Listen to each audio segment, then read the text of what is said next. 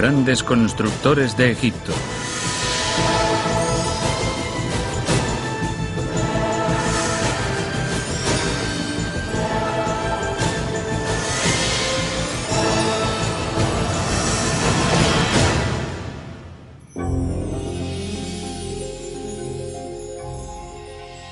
Se trata quizás de la pregunta más repetida de todas. ¿Qué nos ocurre después de la muerte? La respuesta propuesta por los antiguos egipcios unificaría su sociedad durante 3000 años y motivaría la construcción de algunos de los edificios más grandes del mundo. Los egipcios no consideraban la muerte como un fin inexorable. Más bien era considerada como el principio de una ennoblecedora transformación en la que el cuerpo y el alma eran reconfigurados para la vida eterna. Los egipcios creían que estamos vivos gracias a una fuerza vital que está dentro de todos nosotros y que nos abandona cuando morimos, y esa fuerza es el Ka. Cuando una madre o un padre tienen un hijo o una hija, dicen mi Ka se repite a sí mismo. Cuando vas a la necrópolis a ser enterrado, el texto antiguo dice, los Kas de mis antepasados me aceptan. Una vez el cuerpo del difunto se colocaba en su tumba, era el Ka el que seguía viviendo. Abandonaba la cámara mortuoria al amanecer y regresaba al anochecer. Construir un lugar de descanso eterno para el Ka constituía una pasión absorbente para los faraones egipcios, más importante incluso que la construcción de un palacio real. Solo los templos de los dioses podían igualar esta asombrosa grandeza.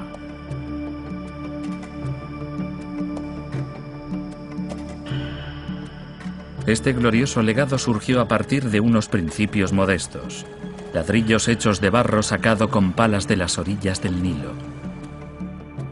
La tierra húmeda era prensada dentro de simples moldes de madera y luego se la dejaba cocer bajo el ardiente sol egipcio.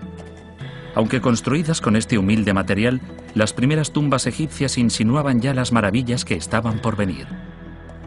Conocidas como mastaba, la palabra árabe para banco, estas tumbas aparecieron por primera vez alrededor del año 3000 a.C.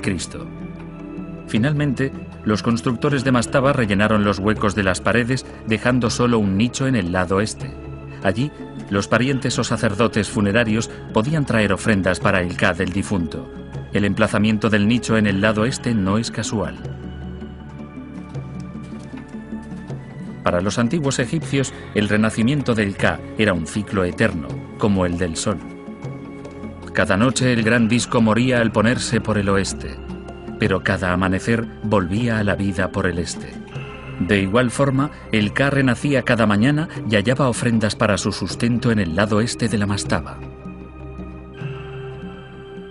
La idea básica de una tumba egipcia es una especie de superestructura encima del suelo que es accesible a los vivos, donde estos pueden venir y depositar ofrendas, y una cámara mortuoria debajo del suelo que es permanentemente inaccesible a todos excepto al espíritu del difunto.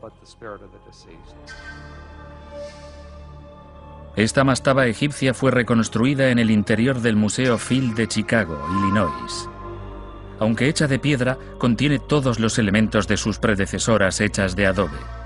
Fue originalmente la tumba de un príncipe llamado Unisank, el hijo de un faraón de la quinta dinastía. Las salas y patios situados en la superficie eran accesibles a los vivos. Allí se depositaban ofrendas para el Ka del difunto príncipe. Permanentemente sellado dentro de una cámara mortuoria subterránea había un sarcófago. En su interior el cuerpo momificado de Unisank. El núcleo central de la tumba se halla en la superficie, en el templo de las ofrendas. Aquí, el mundo de los vivos y el reino de los muertos se tocan. Esta unión sagrada se conoce como la falsa puerta. En una cámara interior de la tumba había una falsa puerta hecha de roca, pero la puerta no se abría. Se trataba de una falsa puerta, pero era allí donde se hacían las ofrendas de comida, a veces llamadas Ka-U para el Ka del difunto. Era aquí donde se comunicaban con el difunto mediante cantos, incienso y ofrendas. Muy a menudo se ponía una estatua o imagen del difunto en esta puerta. en posición como de salir fuera, para representar que esa imagen contiene ahora el espíritu de la persona, que se está dirigiendo desde el mundo de los muertos hasta este mundo para recibir las ofrendas que la familia o cualquier otra persona le haya traído. Durante el reinado de las primeras familias gobernantes o dinastías, para la mayoría de los enterramientos se utilizaban las mastabas de adobe. Sin embargo, tenían un punto débil, su temporalidad.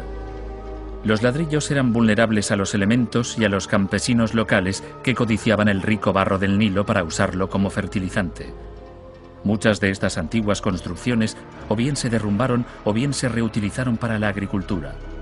Si los reyes de Egipto construían para la eternidad, necesitaban un material que pudiese resistir el paso del tiempo. Alrededor del año 2650 a.C., durante el reinado de un faraón de la tercera dinastía llamado Djoser, la arquitectura en piedra hizo su primera y dramática aparición. Este extenso complejo funerario de 150 kilómetros cuadrados emerge del desierto en un lugar llamado Saqqara. Estaba rodeado por un muro de más de 1,5 kilómetros de longitud. De su interior emerge audazmente una pirámide escalonada de unos 60 metros de altura, el primer edificio monumental de piedra de la historia del mundo. Es mucho más grande que cualquier monumento existente antes, no hay duda sobre ello. 3 o 4 veces más grande. Se trata de un enorme aumento del tamaño y estaba hecha totalmente de piedra. Más de 5,5 kilómetros de vestíbulos, salas de armas y de almacenaje fueron excavados por debajo del complejo. El laberinto subterráneo contenía el asombroso número de más de 400 salas.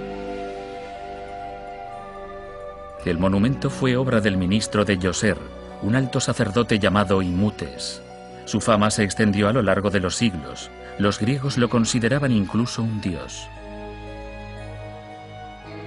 Entre las muchas innovaciones de Imutes está la construcción en piedra de un recinto conocido como la Cabina Divina. Originariamente, esta estructura se construía con estacas y esteras de junco replegables. Imutes transformó estos materiales simples en un diseño arquitectónico perdurable. Esta cornisa es llamada gola y la moldura toro. Serían típicos en las fachadas de los templos egipcios a lo largo del resto de la historia de Egipto. Esta es una de las primeras cornisas auténticas, que sale primero hacia afuera y luego se mete hacia adentro. Es una forma ingeniosa de rematar una construcción. De hecho, esto inspiró la cornisa que ha perdurado hasta la arquitectura actual. En Saqqara se encuentran otros elementos únicos. En una de las galerías subterráneas, Djoser está representado durante un ritual conocido como Hebset, en que el rey corre alrededor de un patio para revitalizar simbólicamente su poder real. Cerca de la pirámide escalonada se trazó un gran patio Hebset. Sin embargo, es improbable que Djoser corriese alguna vez aquí, al menos durante su vida. Este gigantesco complejo fue construido para que Djoser lo usase tras su muerte. Muchas de las edificaciones del complejo de Djoser, quizá todas ellas, eran ficticias. Son como un decorado del oeste o un decorado de Hollywood, en los que hay esos edificios con fachadas bellamente grabadas, pero en cuyo interior solo hay escombros. Era como unos grandes efectos especiales, unos sagrados efectos especiales. El efecto que tratan de alcanzar es proveer a Djoser con todo lo necesario en la otra vida. Esta estatua era parte del decorado. Estaba situada en una sala sellada cerca de la cara norte de la pirámide. El Ka de Djoser emergería a través de ella desde el más allá, quizás para correr el Hebset y asegurar su reinado eterno. Aunque este atrevido monumento de Imutes constituyó un gran logro, algunos detalles nos recuerdan que la construcción en piedra era todavía un nuevo arte. Los bloques son pequeños, apenas de la medida de adobes, lo que sugiere que Imutes no estaba aún preparado para arreglárselas con fragmentos gigantes de piedra caliza. Hay otro indicio de la inseguridad de Imutes. Casi todas las columnas están acopladas, es decir, unidas a las paredes. O sea que no estaba seguro todavía de la capacidad de la piedra para soportar el gran peso de los techos. Por ello unió las columnas a las paredes. Otros reyes de la tercera dinastía copiarían la pirámide escalonada de Djoser, pero esas estructuras se derrumbarían víctimas de un defecto fatal en el diseño. Las pirámides escalonadas están hechas a base de capas, grandes capas de piedra, como las pieles de una cebolla, que se apoyan sobre un núcleo central. Las piedras están colocadas en hiladas o capas, en declive. Aparentemente, los egipcios creían que esto incrementaba la estabilidad de la estructura. De hecho, la disminuía. La física peculiar de estas gradas en declive generó una enorme presión interna, empujando hacia abajo y hacia afuera. Bajo tal presión, los bloques inferiores se separaron del núcleo y la pirámide escalonada se hundió. Se necesitaría una nueva generación de constructores para perfeccionar finalmente el arte de la construcción de monumentos de piedra.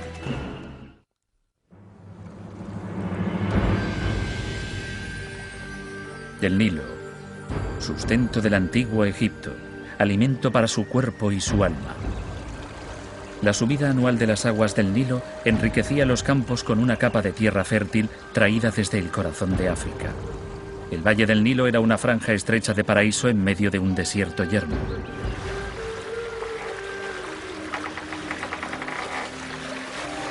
Aquí, el generoso suelo ofrecía toda suerte de productos para alimentar a la mayor civilización del mundo antiguo.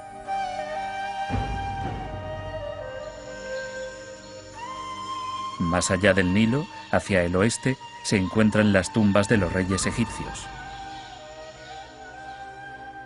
Durante los siglos en que Menfis fue la capital de Egipto, desde el año 3000 aproximadamente hasta el 2100 a.C., una extensa necrópolis de aproximadamente 129 kilómetros de longitud creció a lo largo de la orilla oeste del Nilo. Los reyes de Egipto construyeron unas 90 pirámides. Hoy, la mayoría no son más que ruinas. Snofru, el primer faraón de la cuarta dinastía, inició su reinado alrededor del año 2575 a.C. Él preparó el terreno para el paso de la pirámide escalonada a la pirámide perfecta de caras lisas. No fue un camino fácil. Esto fue una vez una pirámide. Se encuentra en un lugar llamado Meidum, en la orilla oeste del Nilo. Snofru construyó originariamente una pirámide de 7 escalones que luego amplió a 8. Al final de su reinado, rellenó los escalones para formar una pirámide perfecta. Su peculiar apariencia actual puede deberse a un grave defecto en su estructura o simplemente a los estragos del tiempo. Esta es la primera de las pirámides de Snofru. Luego va un poco más al norte a un lugar llamado Dashur y construye la llamada pirámide romboidal. Y la pirámide romboidal es muy interesante porque cuando observa su perfil está torcido. Sube en un determinado ángulo de inclinación y entonces, a medio camino más o menos, la pared se hace menos inclinada.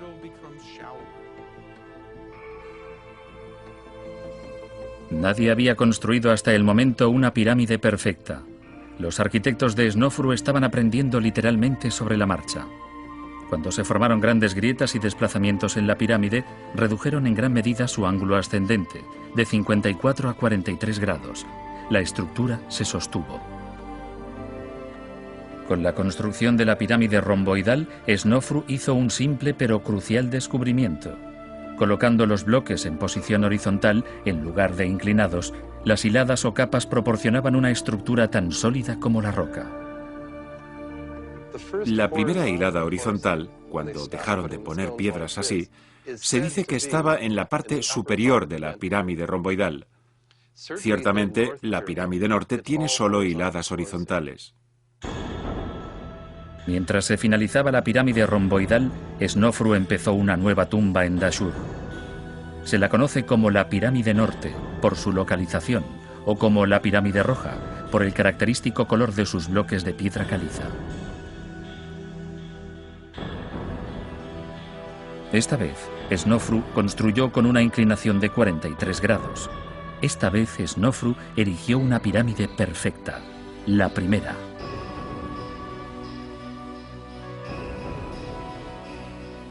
A Snofru y sus arquitectos puede atribuírseles también la invención de la bóveda en saledizo, una forma inteligente de compensar la debilidad propia de la piedra caliza, tendiendo arcadas en los grandes espacios.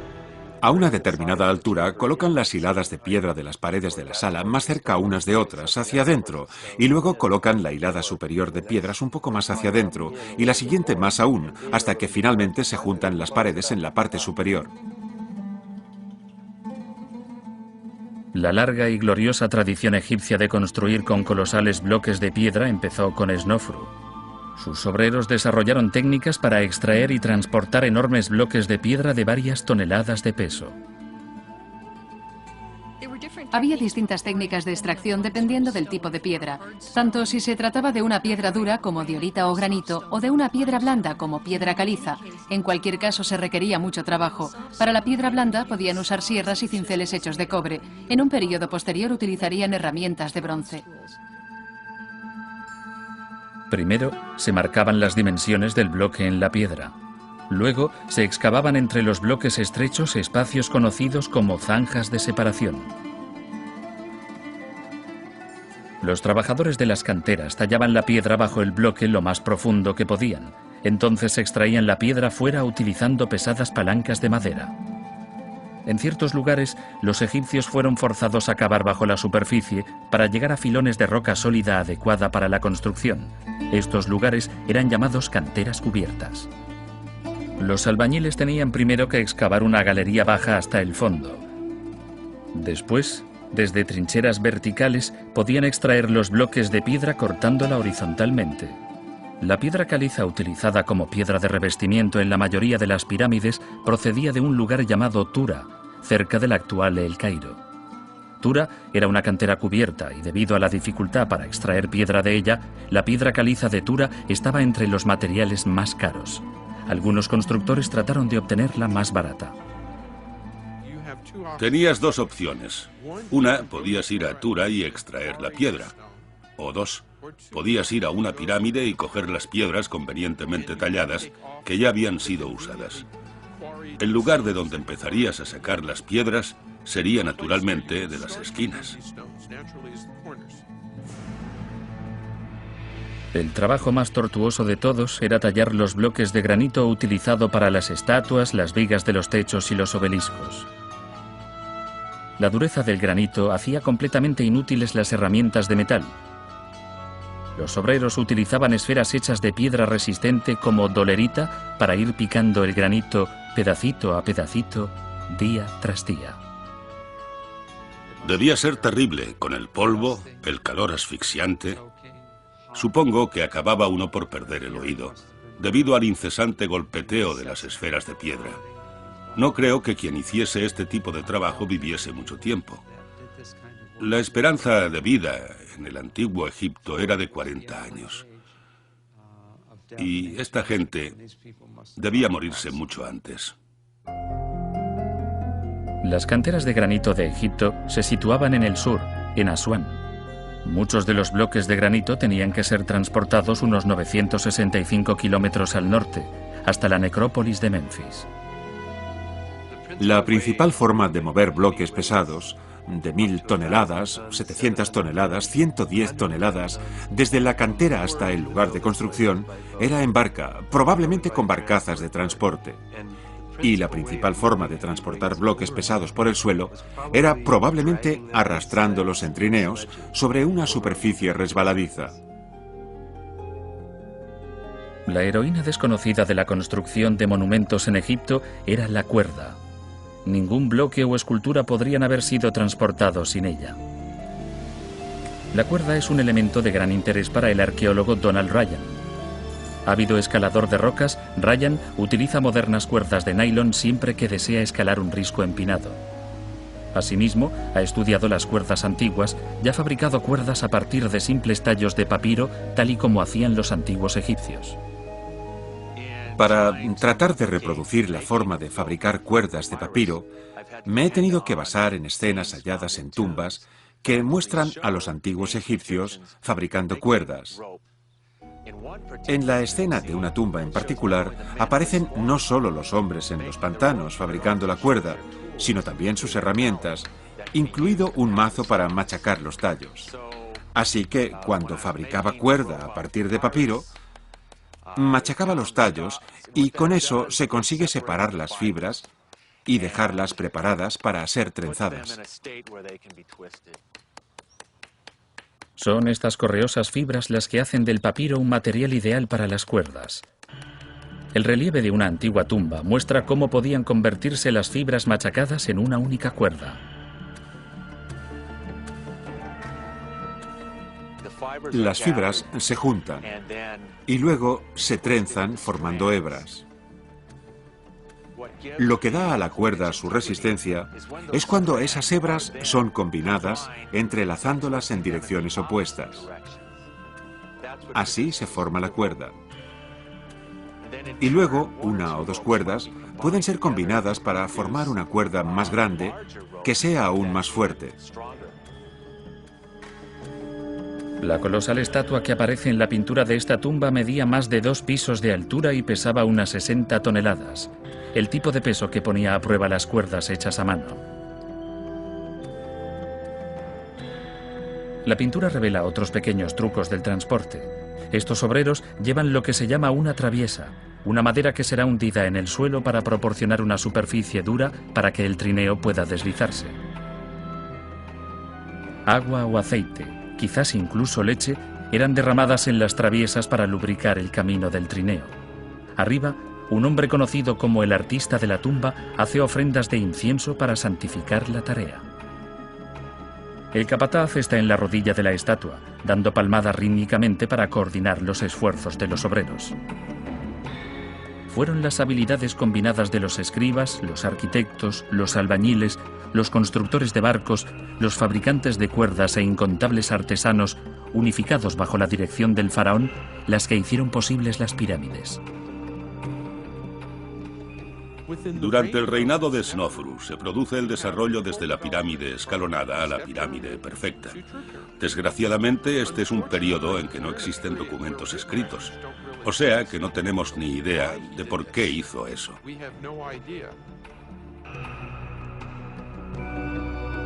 Snofru sigue siendo un intrigante misterio. Por decreto suyo, los egipcios construyeron 3 gigantescas pirámides que contienen más de 30 millones de metros cúbicos de piedra.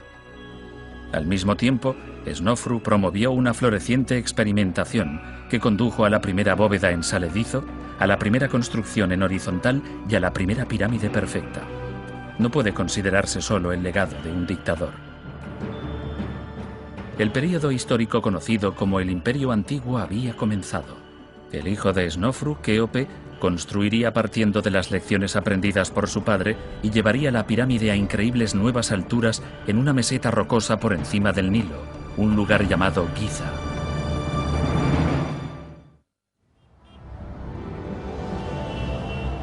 Nueva York tiene el mayor número, al menos media docena. Chicago tiene 3, Milwaukee tiene una de las primeras elevadísimas construcciones que, por un corto pero memorable periodo de tiempo, ostentaron el título de edificio más alto del mundo. Sin embargo, según la mayoría de los documentos históricos, solo un edificio dominó el horizonte del mundo, la tumba del faraón Kéope en Giza. Con sus 146 metros de altura, la pirámide de Kéope fue el edificio más alto del planeta durante más de 4000 años. La inmensa tumba de piedra de Kéope es la situada más al norte de las 3 grandes pirámides erigidas en la meseta de Giza, cruzando el Nilo desde la moderna ciudad de El Cairo. Construirla fue como mover una montaña. Los obreros tallaron más de 2 millones de bloques del lecho de roca de la meseta de Giza, transportándolos luego más de 274 metros hasta el lugar de construcción. Allí montaron las piedras hacia el cielo formando la pirámide. La tumba de Kéope es un 40% más alta que la pirámide norte de Snofru. Sus lados tienen un ángulo de 52 grados, considerablemente más empinados que en la pirámide de Snofru. En el lado este de la pirámide, Kéope construyó el primer templo funerario a gran escala. Servía al mismo propósito que el templo de ofrendas en el lado este de la mastaba, pero a escala más imponente. Una vía cubierta con piedra lo conectaba al llamado Templo del Valle, entrada al complejo de la pirámide.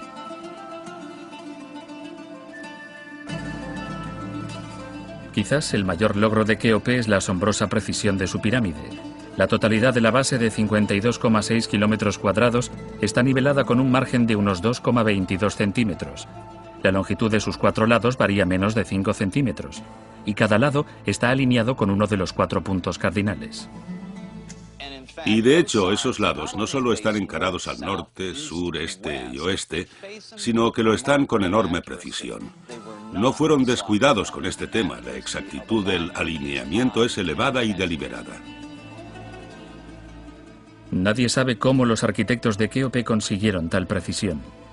Solo nos queda maravillarnos y especular basando nuestras deducciones en períodos posteriores de la historia egipcia. Probablemente, para la alineación con los puntos cardinales, los constructores se guiaron por las estrellas.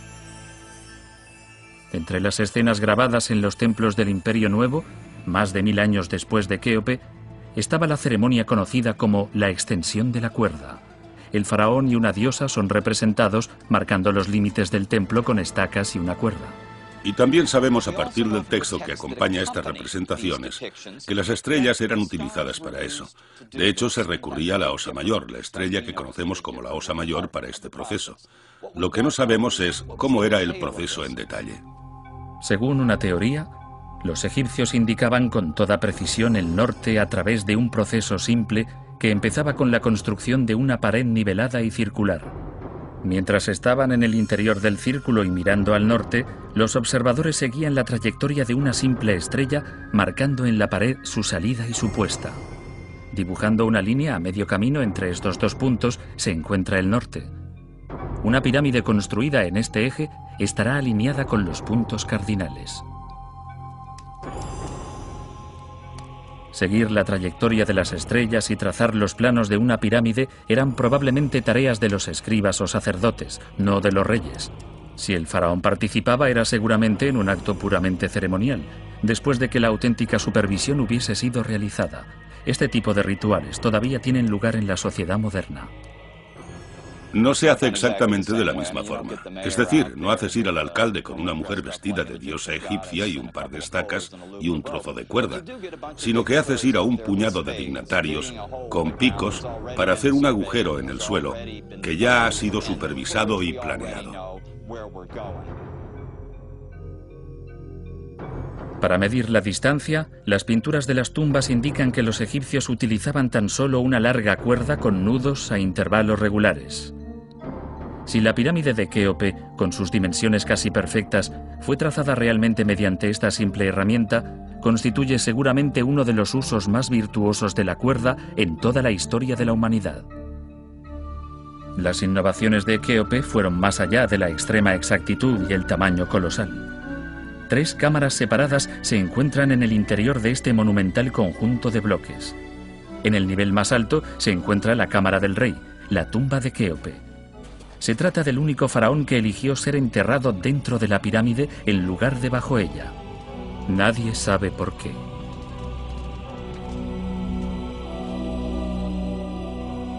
La cámara está construida con bloques perfectamente ensamblados de granito rojo pulido.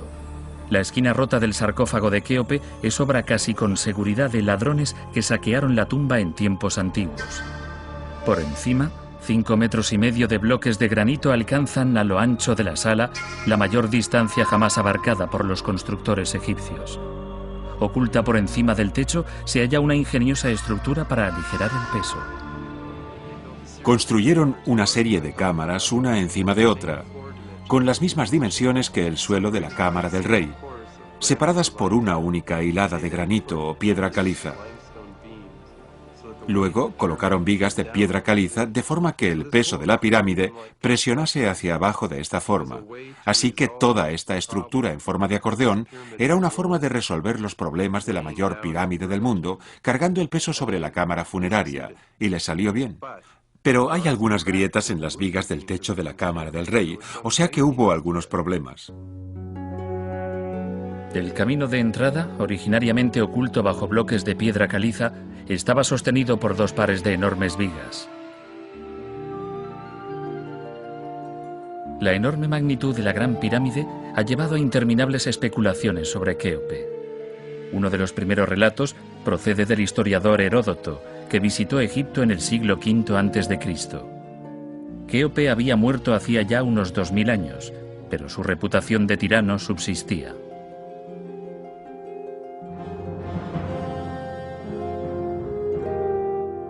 Cerró todos los templos y después obligó a sus súbditos a trabajar para él. A unos les fue asignado arrastrar piedras desde las canteras de los montes de Arabia hasta el Nilo. Trabajaban constantemente 100.000 hombres. Solo en construir la pirámide se tardaron 20 años. Los investigadores modernos han redimido en cierto modo la reputación de Kéope. Tenemos lo que creemos que eran esclavos, pero eran muy pocos. Y generalmente eran prisioneros de guerra. La idea de vastas legiones de esclavos encadenados y forzados a construir estos monumentos es en realidad falsa. Muchos egiptólogos creen ahora que un grupo de trabajadores cualificados, tales como albañiles, escribas y arquitectos, llevaban a cabo la construcción. Según esta teoría, el trabajo más pesado con la piedra era realizado durante los meses de la inundación del Nilo, cuando no se podía trabajar en las tierras de cultivo. Miles de trabajadores no cualificados acudían en tropel a Giza y trabajaban a cambio de pan y cerveza. Pero, ¿cuántos miles y por cuántos años? Craig Smith es uno de los que han aventurado una respuesta. Smith es director de proyectos, un experto en supervisar proyectos de construcción a gran escala. Entre sus trabajos está la remodelación del Pentágono o la planificación del sistema de metros de Seúl, Corea. Smith viajó a Giza para tomar por sí mismo las medidas de la tumba de Kéope. Trabajando con Mark Lehner y con otros expertos en construcción, Smith empezó a calcular lo que implicó la construcción de la Gran Pirámide. Algunos de los resultados fueron sorprendentes. Empezamos a estudiarla aplicando los instrumentos que un director moderno de proyectos utilizaría, lo que supone, en primer lugar, lo que llamamos un informe detallado de la organización del trabajo, con todas las distintas tareas que integran cualquier proyecto complejo. Luego entramos en más detalle e intentamos ver el tiempo que supuso realizar cada una de las actividades individuales. Y a partir de ahí, desarrollamos un calendario general y un plan de cómo las pirámides fueron realmente construidas.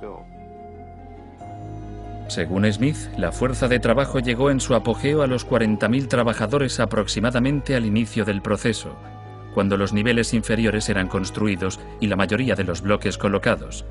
Este número disminuyó a medida que había menos bloques por colocar. Una de las partes más difíciles de la construcción fue el subir los enormes bloques a la cada vez más elevada plataforma de piedra que un día sería la pirámide. Si constructores modernos emprendiesen este trabajo, utilizarían una grúa con la adecuada capacidad de carga, un brazo capaz de subir cargas pesadas y cuerdas de alambre. Kéope consiguió realizar esta tarea con poco más que herramientas de la Edad de Piedra. Y con una rampa. Muchos investigadores creen que un plano inclinado de 10 grados o menos, construido con escombros y otros materiales de desecho, era el arma secreta de los egipcios para subir bloques desde el suelo hasta la pirámide. Sin embargo, existían otras fuerzas importantes. En primer lugar, estuvo muy claro para nosotros que no construyeron una rampa gigante hasta la punta de la pirámide porque un rápido cálculo demuestra que supone más volumen, más material y más trabajo de lo que supone construir la propia pirámide. Nosotros imaginamos un modelo en el que construyeron una rampa hasta 1/3 de la altura de la pirámide. Eso era suficiente para colocar más de la mitad de los bloques en su lugar.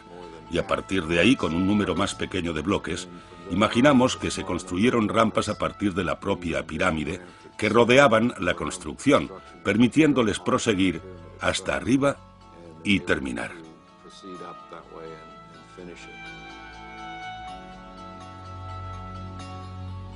Una vez los bloques principales estuvieron en su lugar, los albañiles colocaron la cubierta exterior de piedra caliza de Tura.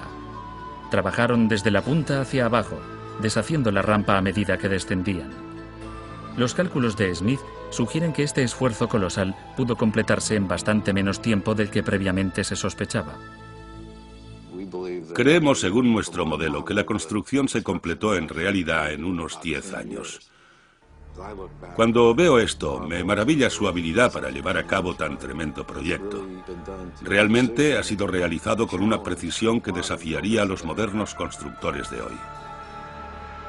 La Gran Pirámide de Kéope ha inspirado grandes elogios desde los tiempos antiguos y ha asegurado que el nombre de este faraón sea recordado quizás para la eternidad.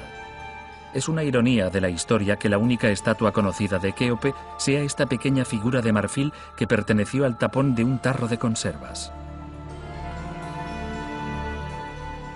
Kéope murió en el año 2528 a.C. Con los faraones subsiguientes, las pirámides perderían en tamaño y calidad, un síntoma del debilitamiento del poder real. Egipto sufrió una caótica crisis que duraría más de 100 años.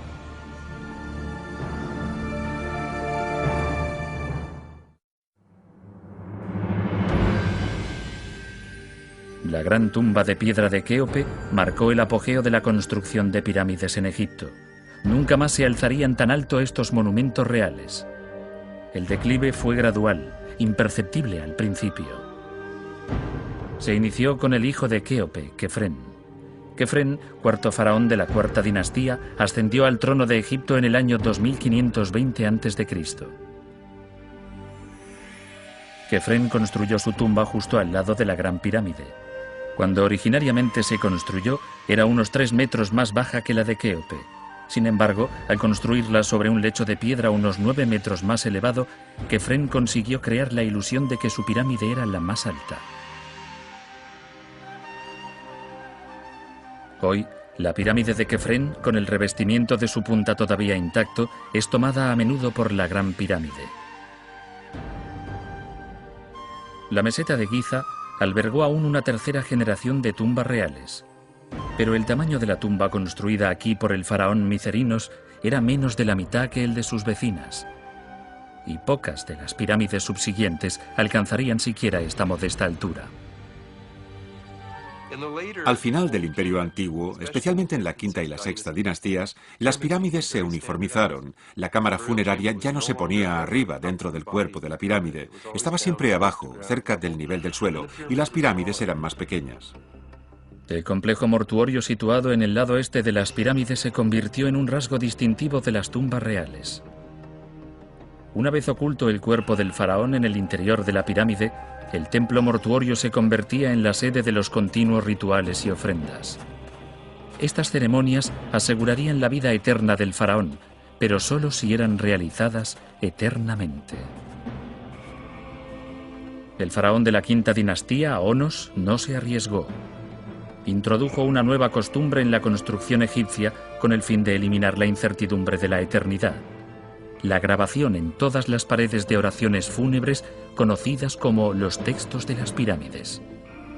Había hechizos, encantamientos, himnos, lamentos y letanías rodeando el cuerpo del faraón como un velo protector. Permitían al Ka alcanzar la vida eterna y no precisaban de un sacerdote para producir su magia. Su simple presencia los hacía efectivos. Se cree que las inscripciones de dentro fueron copiadas de rollos de papiro, que en épocas anteriores se habían recitado en funerales y ritos religiosos. Pero solo relativamente tarde deciden ponerlos en las paredes a fin de perpetuarlos. Las tumbas de los escribas, supervisores, líderes militares y otros miembros de la élite se llenaron también de imágenes y textos. Gran parte de la decoración recita las virtudes y logros de su propietario para mostrarlo como digno de entrar en el otro mundo. Las tumbas, así como las estatuas y todo aquello por lo que pagaba la persona que preparaba su vida en el más allá, tenían largas inscripciones que estaban indudablemente redactadas de acuerdo con el propietario de la tumba.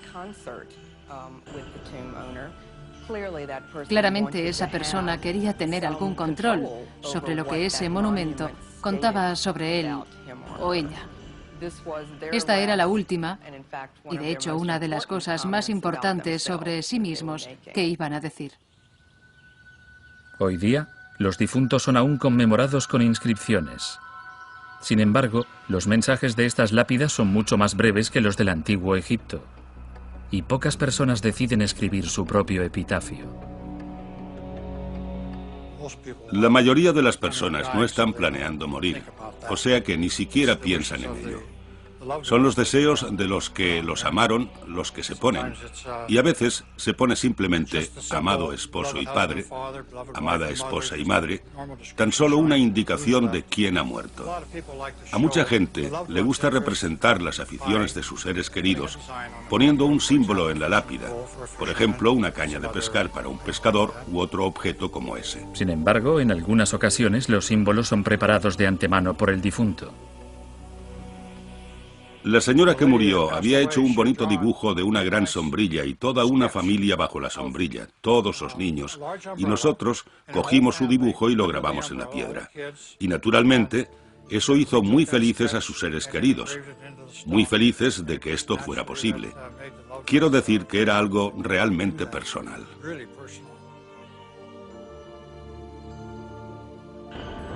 En el antiguo Egipto, los miembros de la familia eran la imagen más frecuente de las estelas mortuorias, las piedras grabadas colocadas en las tumbas.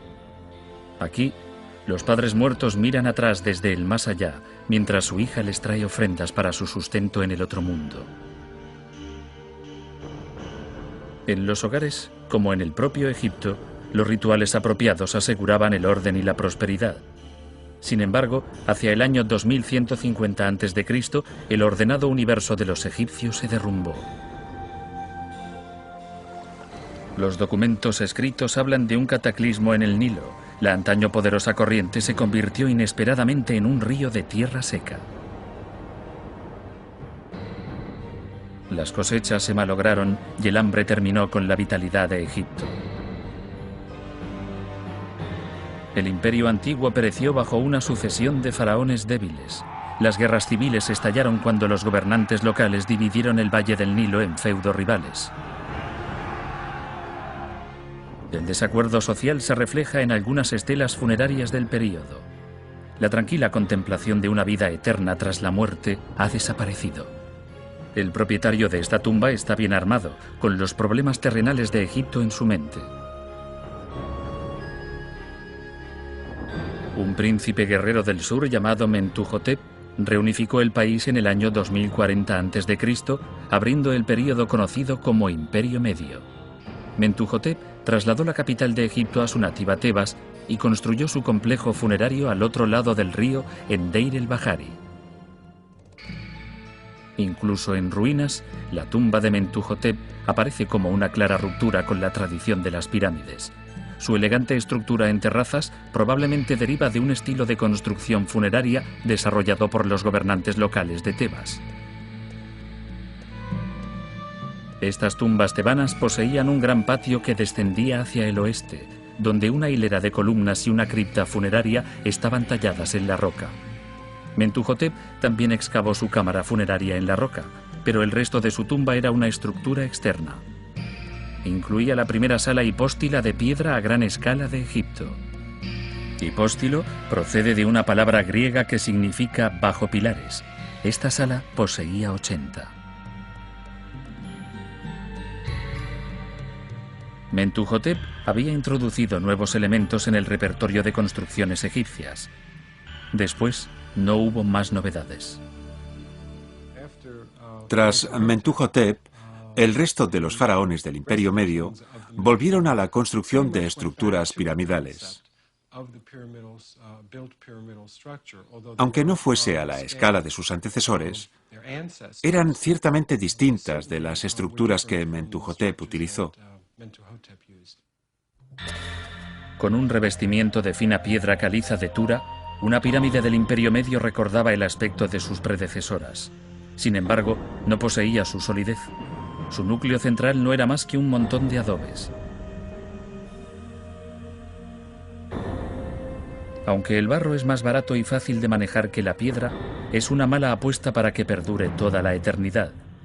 Un claro ejemplo de ello es la llamada pirámide negra de Amenemes III en Dashur. Cuando su revestimiento de piedra caliza fue robado, la pirámide quedó indefensa. La gente iba a la pirámide negra y extraía una pequeña sección, volvía con ella y la esparcía por sus campos. A lo largo de miles de años, la pirámide ha ido deshaciéndose y desgastándose. Esta masa informe de ladrillos negros de barro fue, una vez, una reluciente pirámide blanca, igual que todas las demás. Al final, los faraones del Imperio Medio dejaron pocos monumentos importantes. Quizás el uso del adobe era solo un síntoma de problemas más profundos, unos recursos mermados y una incapacidad para dirigir a sus súbditos. Una tribu conocida como los Hyksos percibió la debilidad de Egipto y penetró por el este. Los nubios penetraron desde el sur. Hacia el año 1640 a.C., Egipto estaba bajo el dominio de invasores extranjeros.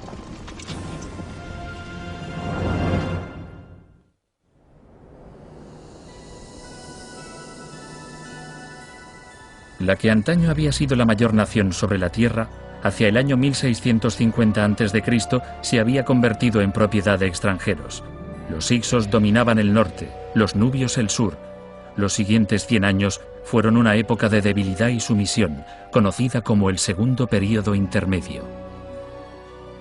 Fue un osado gobernante tebano llamado Amosis el que finalmente expulsó a los gobernantes extranjeros de Egipto hacia el año 1550 a.C. Pero Amosis no se detuvo en las fronteras de Egipto. Marchó con sus tropas sobre los reinos vecinos y los puso bajo su dominio. Así, el choque de las lanzas y el estruendo de los carros anunciaron el nacimiento del extenso imperio egipcio, la época deslumbrante del Imperio Nuevo.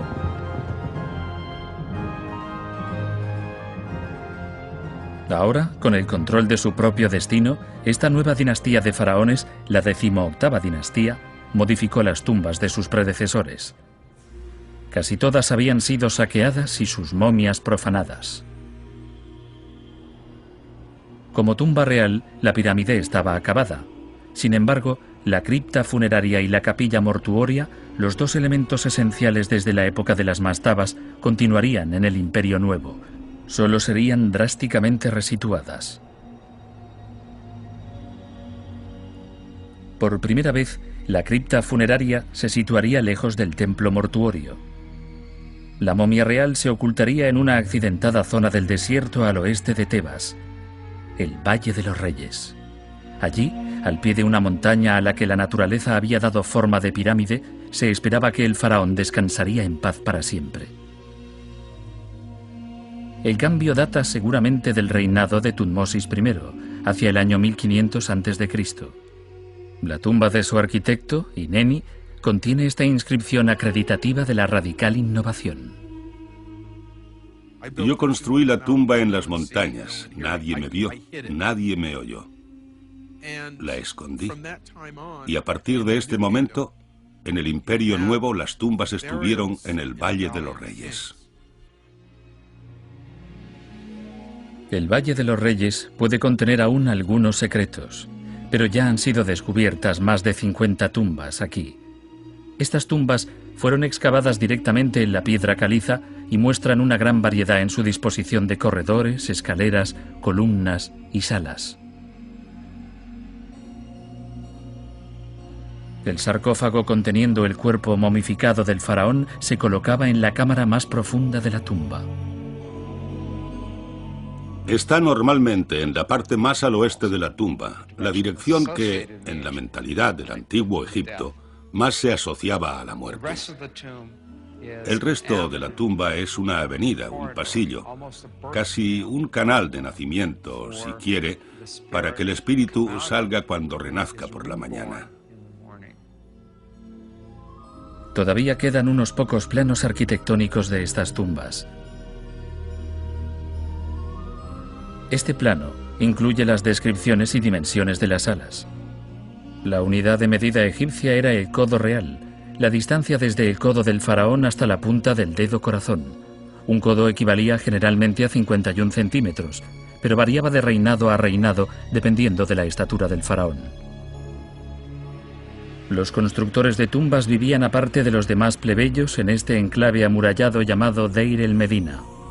Durante la mayor parte de los períodos, 60 trabajadores y sus familias vivieron en esta ciudad. Estos hombres tenían todo tipo de privilegios especiales. Su trabajo era construir las tumbas reales. En consecuencia, tenían enormes equipos de soporte, gente que traía agua, que pescaba para ellos, que cultivaba las verduras, para que así ellos estuviesen libres para hacer lo que hacían mejor, que era construir tumbas reales. La primera huelga laboral registrada en la historia se llevó a cabo durante el reinado de Rameses III por los constructores de tumbas de Deir el-Medina. Cuando sus salarios no llegaron, se atrevieron a dejar el trabajo en la tumba del faraón y marcharon a las oficinas de su ministro para exigir el pago. El incidente de la huelga está recogido en documentos oficiales. Quiero decir que el faraón fue informado. Tus mejores hombres están en huelga. Y estoy seguro de que esto le hizo enfadar bastante. No tanto con los trabajadores, sino con los responsables de proporcionarles los salarios y jornales. Porque los trabajadores eran los que hacían la tumba real. Y nada era más importante para el faraón que esa tumba donde iba a vivir toda la eternidad. Se pagó a los trabajadores y Rameses III tuvo su tumba. Como los demás faraones del Imperio Nuevo, Rameses construyó también un templo mortuorio separado donde los sacerdotes pudieran realizar los rituales necesarios para el sustento del faraón en la otra vida.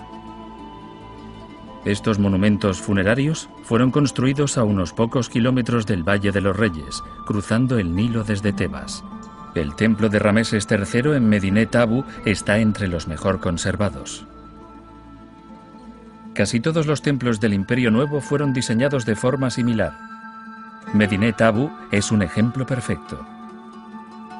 El templo muestra al mundo una fachada impresionante conocida como Pórtico del Pilono. Es el rasgo arquitectónico distintivo del Imperio Nuevo, tal y como la pirámide lo fue del Imperio Antiguo. El acceso a través del pilono crea un eje ritual y arquitectónico que conduce al interior del templo. Detrás del pilono hay un patio abierto rodeado por vestíbulos llenos de pilares. En algunos casos, como en Medinet Abu, hay 2 de estas áreas descubiertas. Más allá de estos patios, la estructura del templo estaba originariamente cubierta con vigas en el techo. Aquí, en lo más profundo del templo funerario, se hallaba el punto central del eje, un santuario conteniendo la estatua de un dios. Estos cultos funerarios estaban amalgamados con el culto de un dios. Y este dios es Amon-Re, que es el gran dios de Tebas y del imperio. Así que estos templos se construían en realidad en honor de una forma de Amon-Re, con quien el rey muerto es identificado. Y así es como el rey muerto asegura su regeneración. Además del tiempo y la distancia, otro elemento separa los templos de la antigua Tebas de los templos existentes hoy en el mundo. Cuando uno piensa en una iglesia moderna, o en una mezquita o sinagoga, piensa en un lugar donde la gente va a orar.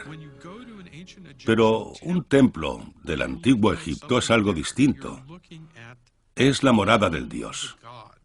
La parte más externa del templo, con su fachada de pilonos y su patio, si es accesible al público, lo es solo en un número limitado de días. A medida que penetras en el interior del templo, entras en zonas más y más exclusivas. Es la zona de los sacerdotes. Esta fue una vez la zona más sagrada del templo. Sus columnas están rotas y las vigas del techo han desaparecido. Aquí, los sacerdotes practicaban su magia manteniendo el Ka del faraón vivo para siempre en el más allá. Justo bajo la carretera de Medinet Abu se encuentra el Rameseo, el templo funerario de Rameses II. A Rameses le gustaban especialmente las estatuas colosales representándole, cuanto más grandes mejor. En el Rameseo muchas se hallan en ruinas. Que se sepa, el peso más enorme que transportaron los egipcios fue la gran estatua de granito de Rameses, que inspiró el poema de Shelley. Ozymandias en la arena, rotas las facciones de un rostro duermen. Se calcula que pesaba 1000 toneladas. Esta estatua increíblemente grande yace todavía donde cayó, derribada por una de las pocas fuerzas más poderosas que la de Rameses, un terremoto. En la construcción de su templo funerario, Rameses sacó todo el provecho posible de un nuevo material de construcción que finalmente permitió a los faraones desafiar la ley de la gravedad. En el Imperio Antiguo y el Imperio Medio construían sobre todo con piedra caliza. Por ejemplo, las pirámides están construidas con piedra caliza. A principios del Imperio Nuevo se abrieron enormes canteras de piedra arenisca al sur de Egipto, en un lugar llamado Jebel el-Silsila, y esta piedra arenisca puede cubrir distancias mucho más largas, así que construir con ella permitía a los faraones edificar a mucha mayor escala de lo que previamente había sido posible. Amenhotep III era otro faraón con gusto por lo monumental. El templo mortuorio de Amenhotep III en la orilla oeste es el templo funerario más grande construido en esa zona. Cubre una extensión enorme. De hecho, los límites exteriores del templo aún no han sido descubiertos. Sin embargo, la mayor parte de esta edificación era de adobe. Todo lo que queda son las colosales estatuas de Amenhotep III que una vez contemplaron a todo aquel que se aproximaba al templo.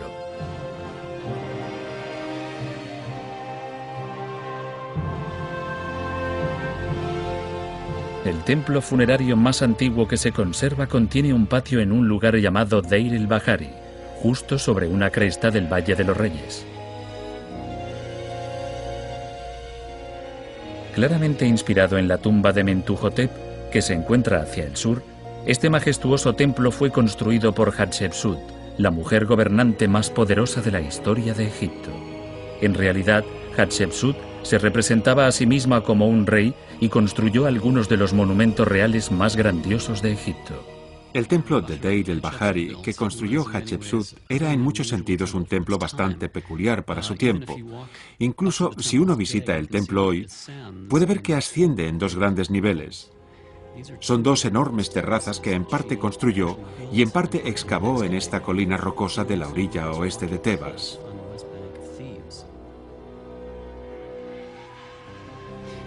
Cada terraza tiene en su fachada un elaborado pórtico.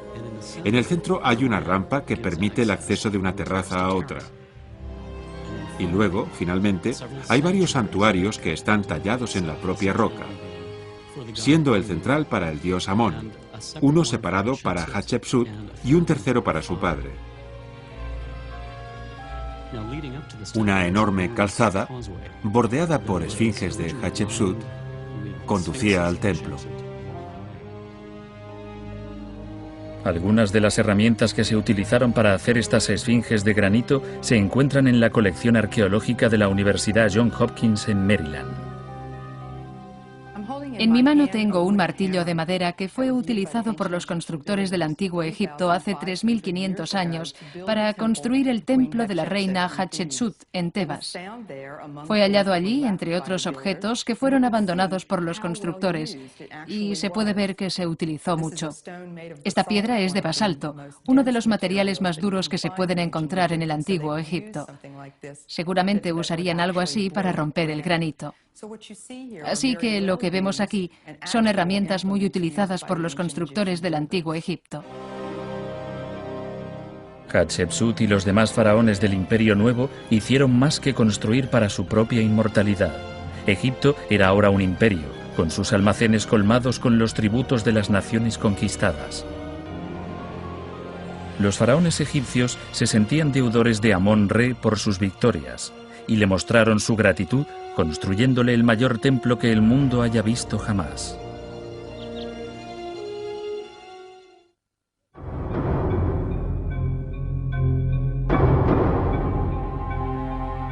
Si el dios Amón mirase abajo, al gran templo construido para él en Karnak, quizás se enorgullecería de los pilonos y columnas que aún se conservan. O quizás lamentaría la pérdida de tanta belleza debido al inexorable paso del tiempo. Quizás simplemente se maravillaría del incalculable esfuerzo humano consumido en su nombre, ya que este fue un proyecto sin fin. Pilones y patios, columnatas y obeliscos. La construcción se prolongó aquí durante más de 2000 años.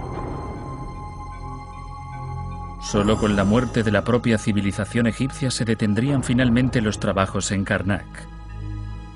Por entonces, el recinto sagrado se extendía a unos 243 kilómetros cuadrados e incluía 20 templos para un conjunto de distintos dioses.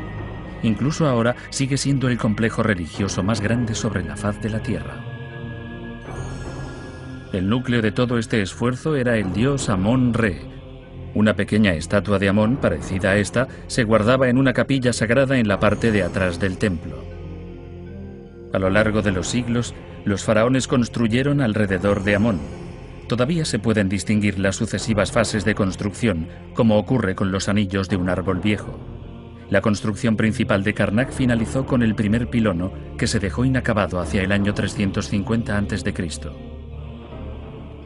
El primer pilono está en la fachada oeste del gran templo de Amón. Lo que vemos hoy es la obra en piedra que dejaron inacabada cuando se les terminó el dinero o el soporte del gobierno, o cuando alguien dijo, basta ya. Cuando se interrumpieron los trabajos, quedó una rampa para la construcción detrás del pilono. La rampa tenía paredes de adobe y soportes internos con un relleno de tierra o escombros. Esta derruida reliquia nos proporciona una visión única de las técnicas egipcias de construcción. Pones los cimientos, luego pones la primera hilada de piedras. Construyes una rampa hasta la superficie de esa primera hilada de piedras. Pones otra hilada de piedras. Haces un trozo más de rampa, pones otra hilada de piedras y sigues haciendo esto hasta que llegas arriba. Cuando está terminado, quitas la rampa. Entonces revistes la superficie de la piedra a medida que vas quitando la rampa. Cuanta más rampa quitas, más superficie vas revistiendo, hasta que llegas al nivel del suelo. La altura de la rampa que debió haber aquí para alcanzar la altura del pilón es impresionante.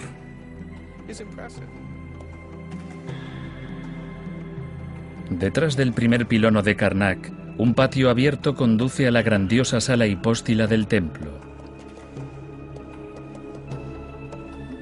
Un pasillo central que conduce hasta el santuario de Amón cruza la sala.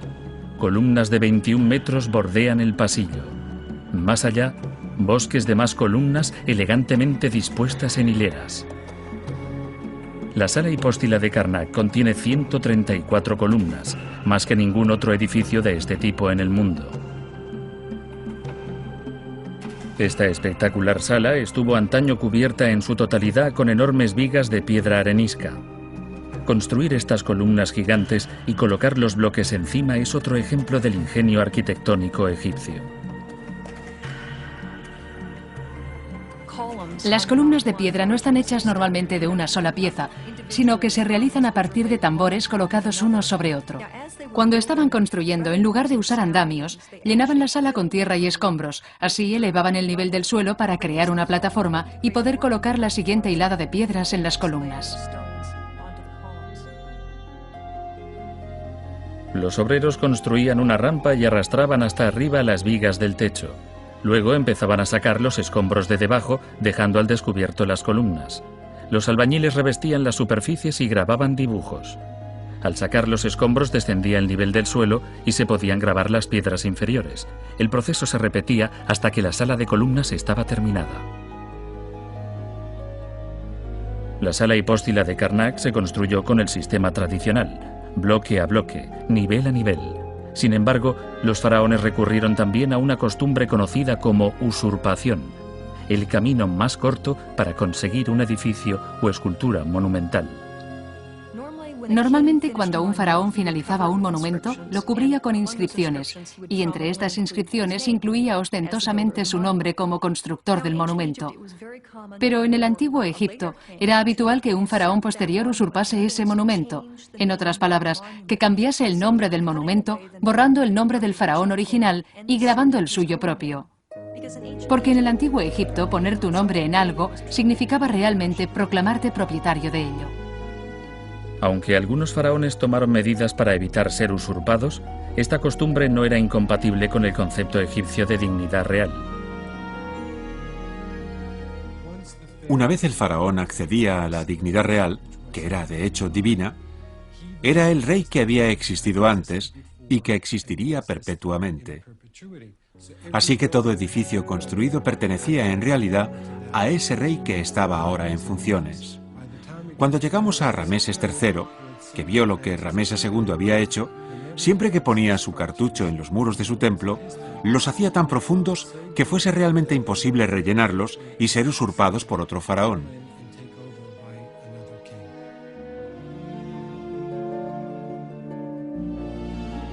Las estatuas podían también ser usurpadas regrabando el nombre del faraón, que generalmente se hallaba en la hebilla del cinturón o en el pilar posterior de soporte. Incluso las estatuas del poderoso Rameses II fueron usurpadas. Un faraón posterior llamado Pinetjem usurpó esta en Karnak, o al menos eso creyó él. Debajo de la estatua, es decir, donde estarían las suelas de los zapatos, está grabado el nombre de Rameses II en jeroglíficos muy profundos. Lo puso aquí para que si alguien venía y borraba su nombre del pilar de atrás o lo quitaba de la hebilla de su cinturón, seguramente no pensaría en mirar debajo de los pies. Así que, mientras la gente pensaría que este es Pinetjem, los dioses aún verían que esta es una estatua de Rameses II.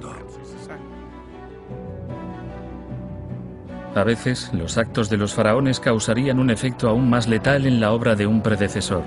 Los resultados pueden observarse en Karnak. Este templo es uno de los pocos que posee un segundo corredor ritual que penetra por el sur. Fue a lo largo del eje sur donde se hallaron los indicios de este dramático episodio. El eje norte-sur conduce a un lago sagrado donde los sacerdotes de Karnak se bañaban antes de sus rituales diarios y luego a través de varios pilones, hoy solo parcialmente restaurados. La avenida ceremonial culmina en un camino de entrada en la pared sur del recinto. Los egiptólogos descubrieron que algunos bloques de piedra caliza utilizados como relleno de dos de estos pilonos estaban pintados y grabados. Se trataba de los vestigios de un enigmático capítulo en la historia de Egipto, el reinado de Ajenatón. Las curiosas representaciones de Ajenatón han llevado a algunos a creer que una enfermedad deformó espectacularmente su cuerpo y su carácter. Otros ven en sus retratos el peculiar estilo sensual de un visionario que rompió con las convenciones artísticas, religiosas y arquitectónicas. Nadie lo sabe con seguridad. Ajenatón no ha emergido aún de las sombras. Ajenatón y su tiempo son uno de los aspectos más interesantes y asombrosos de toda la antigua civilización egipcia, porque fue una época en que la civilización rompió con 3000 años de historia. Hacia el año 1350 a.C., durante los años de la decadencia de la 18ª dinastía, Ajenatón dirigió una sorprendente revolución espiritual. Hizo a un lado a los numerosos dioses de Egipto y los reemplazó con su único dios, Atón, el disco solar. Inició un cambio religioso que, según algunos, lo convierte en el primer pensador del mundo, el primer filósofo del mundo y, de hecho, el primer monoteísta del mundo. Otros se refieren a él como al faraón hereje, más preocupado por sus propias ideas que por gobernar el reino en la forma en que debería haberlo hecho. Ajenatón ha sido retratado frecuentemente con su esposa, Nefertiti, y sus hijos. Algunos investigadores creen que Ajenatón deseaba que los miembros de la familia real fuesen considerados como deidades, sustitutos de los antiguos dioses que él había rechazado. En la cúspide de su fervor religioso, Ajenatón abandonó Tebas y construyó una capital completamente nueva 240 kilómetros más al norte. La llamó Ajetatón, el horizonte del disco solar. Aquí, Ajenatón pudo plasmar en la piedra sus creencias religiosas. Decretó la construcción de templos con dinteles abiertos o rotos. Con este diseño nada impediría la entrada a la sagrada luz solar. Los rituales de Atón se realizaban en un patio abierto y no en un oscuro altar como se había hecho con los viejos dioses egipcios. Ajenatón despachaba incluso los asuntos de estado en el exterior, bajo la luz deslumbrante del sol egipcio. Tenemos una carta de un rey extranjero a Ajenatón quejándose de que hiciese permanecer a su embajador fuera, bajo la luz del sol. Básicamente decía, si tú quieres estar bajo el sol todo el día y adorar a tu Dios, hazlo, pero no obligues a mis embajadores a hacer eso también.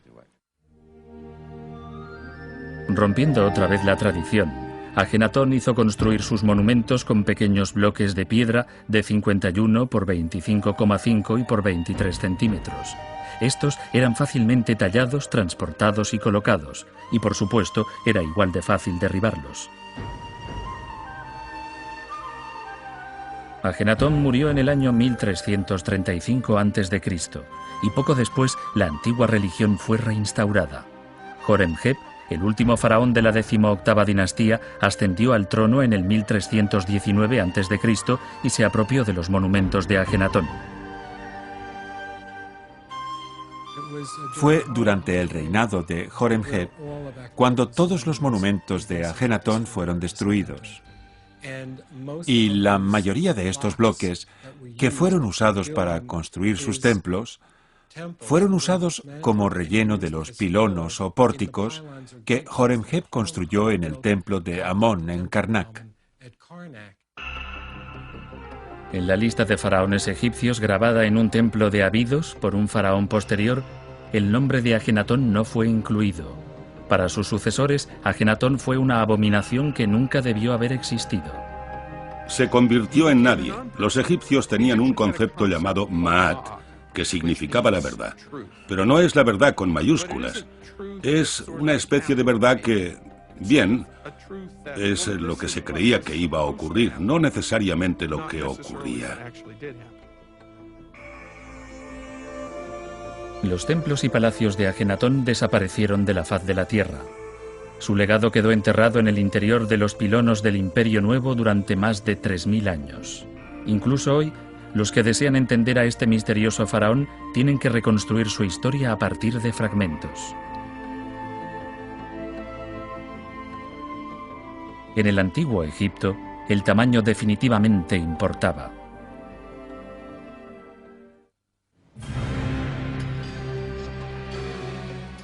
El tamaño de las tumbas, templos y estatuas reales estaba calculado para provocar una gran admiración.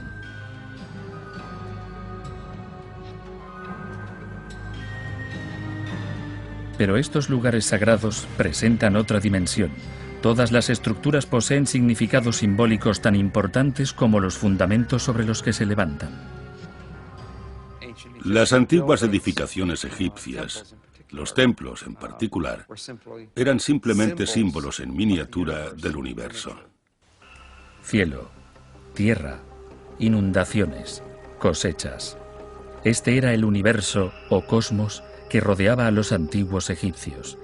Los arquitectos reales vinculaban sus sagrados monumentos al cosmos, representando en piedra sus potentes fuerzas naturales.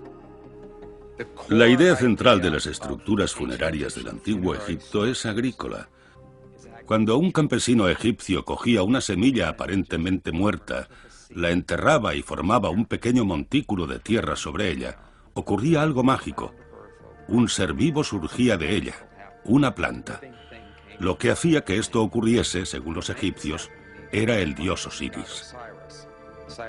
Osiris era la fuerza que posibilitaba que la vida surgiese de la muerte. El montículo de tierra sobre la semilla es la idea central de las estructuras funerarias del antiguo Egipto. El cuerpo en el interior de la tumba es la semilla, y la tumba, la superestructura, es simplemente el montículo de tierra. Este símbolo agrícola del Renacimiento era la idea central de toda tumba real, desde las pirámides y mastabas hasta las criptas funerarias del Valle de los Reyes. Al mismo tiempo, muchas de estas tumbas hacían referencia a una segunda dimensión del cosmos, el cielo. Los egipcios habían observado que las estrellas polares del firmamento nunca se hundían en el horizonte. Parecían ser la personificación de la vida eterna. Los textos de las pirámides que empezaron a aparecer con la quinta dinastía imaginaban la vida del faraón después de la muerte entre esas imperecederas estrellas del norte. Su alma asciende al cielo y se convierte en inmortal, como las estrellas inmortales que giran alrededor del polo celeste. Lo que el faraón está haciendo realmente es lo mismo que hacía cuando estaba vivo en la tierra, está dirigiendo el cosmos. Incluso antes de que estos textos apareciesen, la simple estructura de las pirámides sugería que el vínculo con las estrellas polares ya existía. Sin excepción, todas las pirámides de la tercera y cuarta dinastías tenían un corredor de entrada procedente de su lado norte. Este pasillo, con un ángulo de aproximadamente 30 grados, servía para lanzar al Ka directamente a las estrellas inmortales del cielo del norte. En el interior de las pirámides, el techo de la cripta funeraria estaba a menudo grabado o pintado con un manto de estrellas, otro recordatorio del destino inmortal del faraón. Algunos incluso ven el diseño de la pirámide escalonada de Djoser como una escalera hacia su celestial más allá. Pero las tumbas también reflejaban un tercer aspecto del cosmos, el sol. Se dice que las caras de las pirámides representan sus rayos inclinados.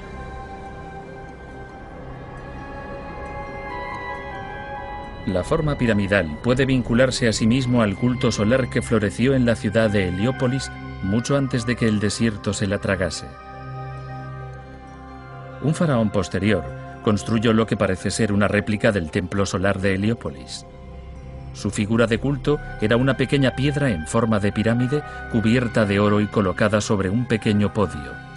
Juntos forman un obelisco. El obelisco, como el resto de la arquitectura en el antiguo Egipto, es un símbolo religioso. La punta, desde luego, tiene forma de pirámide.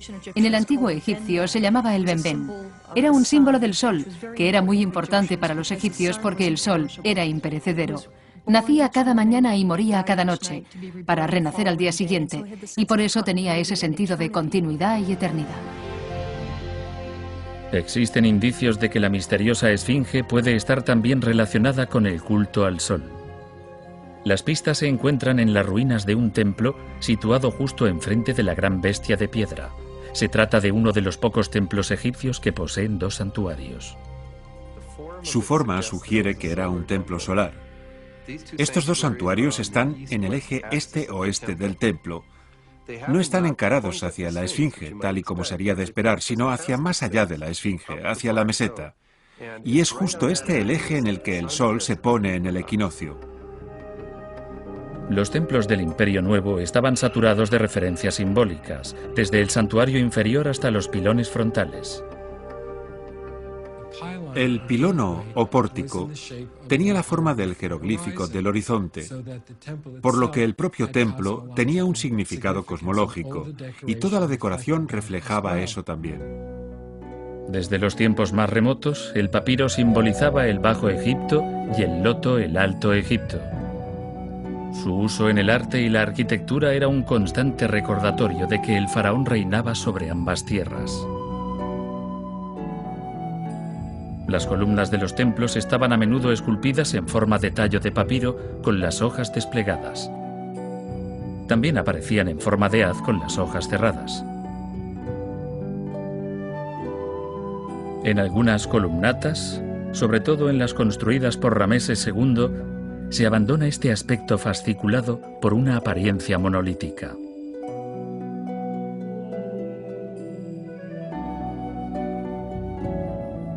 El loto puede encontrarse en forma de haz o bien esculpido en relieve, como en este pilar de Karnak.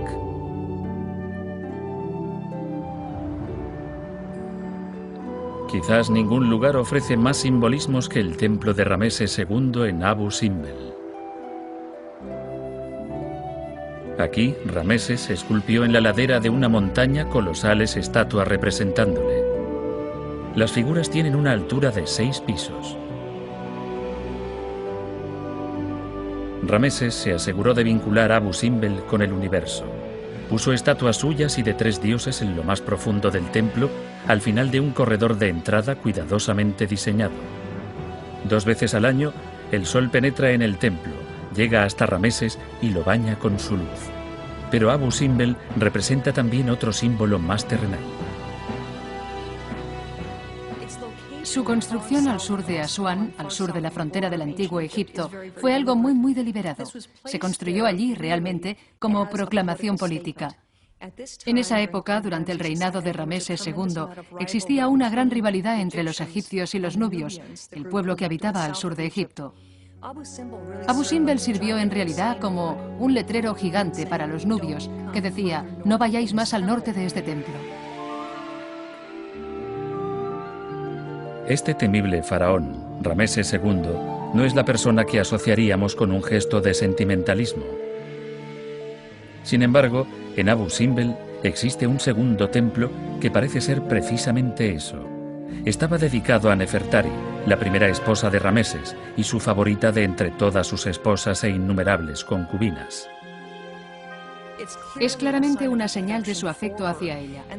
El hecho de que en la fachada del templo se alternen las estatuas de Rameses y su esposa, ambas del mismo tamaño generalmente, es otro signo del afecto y la estima en que la tenía.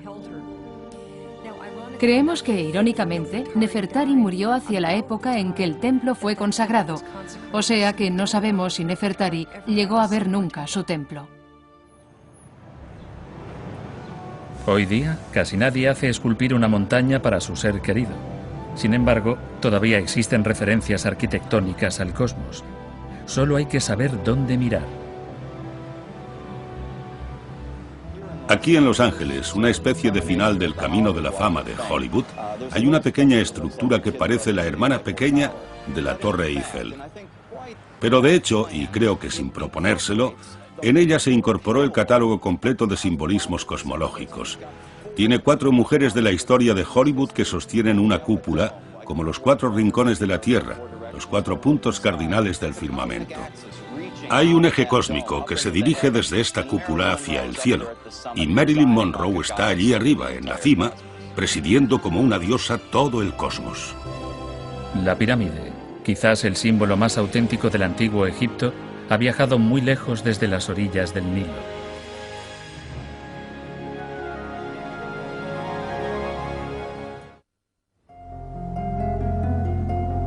Hace ya tiempo que el eco de los cinceles en la roca no se oye en el valle del Nilo.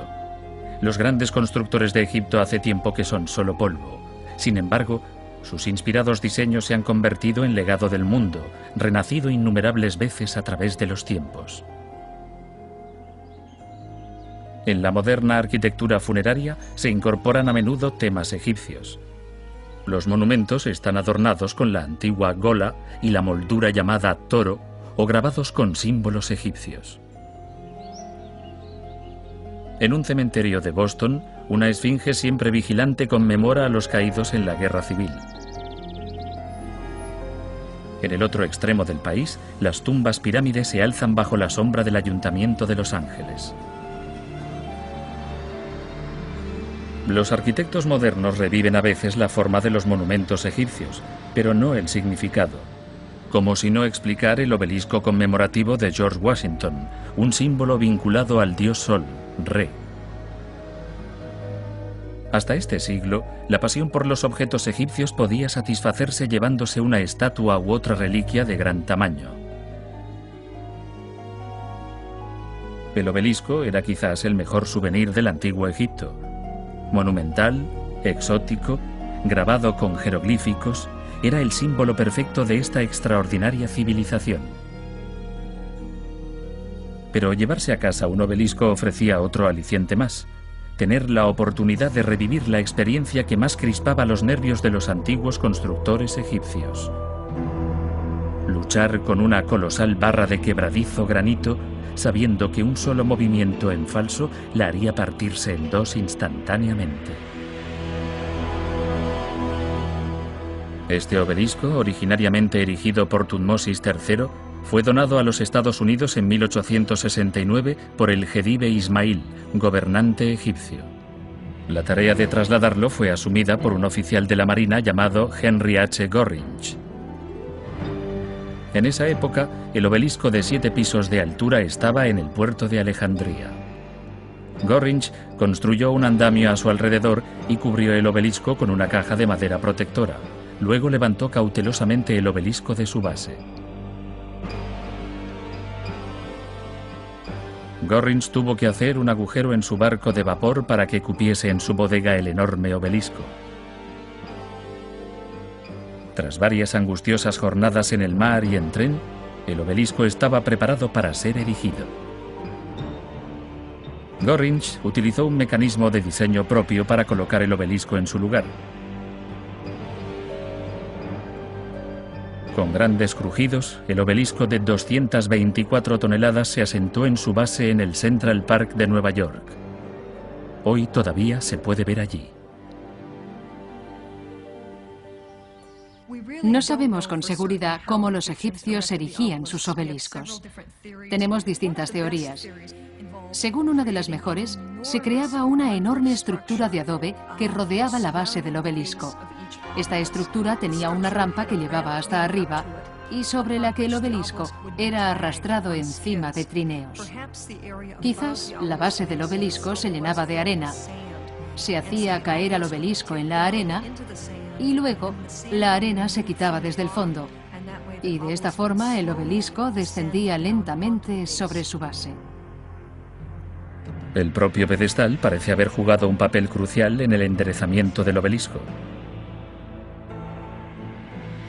Todos tienen una ranura en un lado y deducimos que el borde del obelisco encajaba en esta ranura cuando se le dejaba caer sobre la base y luego el obelisco era erigido a partir de este ángulo.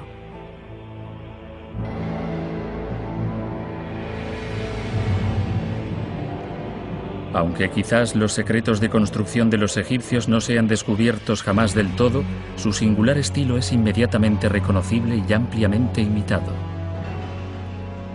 Los diseños egipcios han transformado todo, desde edificios de oficinas hasta cines o zoológicos.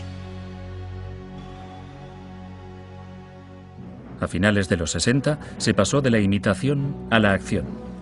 La construcción de la presa de Asuán puso en peligro decenas de antiguos templos en el lugar donde una vez estuvo Nubia. Incluso Ramsés II sufrió este asalto cuando el agua empezó a avanzar hacia el templo de Abu Simbel. Un equipo internacional de rescate llevó a cabo una osada misión para salvar el monumento.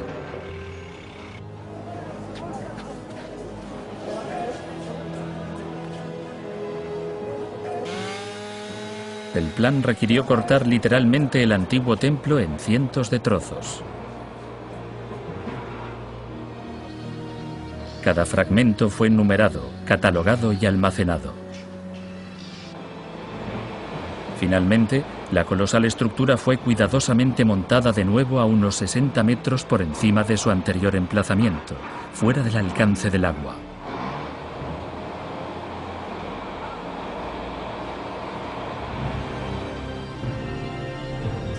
Hoy, cuando uno va al templo, no ve ni siquiera las marcas de las sierras que cortaron el templo en varios fragmentos. Es una increíble proeza de la ingeniería, algo que probablemente Ramsés II admiraría. Los faraones se sorprenderían sin duda de los diversos usos a los que se ha destinado la pirámide hoy. El interior de las antiguas pirámides era el lugar más exclusivo que los egipcios construyeron. Eran para los restos mortales del dios rey. Las pirámides modernas, por el contrario, son para tanta gente como quepa dentro, para pistas deportivas como en Long Beach, casinos como en Las Vegas o estadios deportivos como la pirámide de Memphis. Las pirámides modernas son ligeras y diáfanas, y son estructuras esqueléticas más que estructuras sólidas y pesadas. La arquitectura egipcia ha seguido viva independientemente de los faraones a los que una vez sirvió. Pero la fama pertenecerá siempre a aquellos antiguos constructores que adornaron el valle del Nilo con un esplendor imperecedero. El constructor más grande de la historia egipcia es Rameses II. Solo el número de monumentos que construyó y la escala de dichos monumentos lo convierten, de lejos, en el más grande de todos los antiguos constructores egipcios. Hatshepsut puede considerarse como uno de los más grandes constructores de Egipto. Quizás no el más grande, pero su templo en Deir el-Bahari es realmente uno de los tesoros arquitectónicos de Egipto. Erigió varios pares de obeliscos en Karnak. Llevó a cabo un número muy importante de proyectos durante los 12 o como máximo 15 años que estuvo en el trono, o sea que no tuvo en realidad mucho tiempo para construir, pero lo utilizó realmente bien. En algunos aspectos, probablemente, Snofru es uno de los más importantes porque desarrolló la pirámide. Durante el Imperio Nuevo, probablemente Amenhotep III es el más importante. Creó una especie de arquitectura gigantesca. En su búsqueda de la eternidad, estos grandes faraones desafiaron los límites del arte, la ciencia y la imaginación. El resultado es una combinación de gracia y monumentalidad, una visión creativa que 40 siglos más tarde es aún una maravilla. Aunque hoy construimos edificios más grandes, miramos con cierta envidia a esta avanzada civilización, cuyos grandes constructores hicieron tanto a partir de simple barro y piedra en su tranquilo universo, a la orilla del Nilo.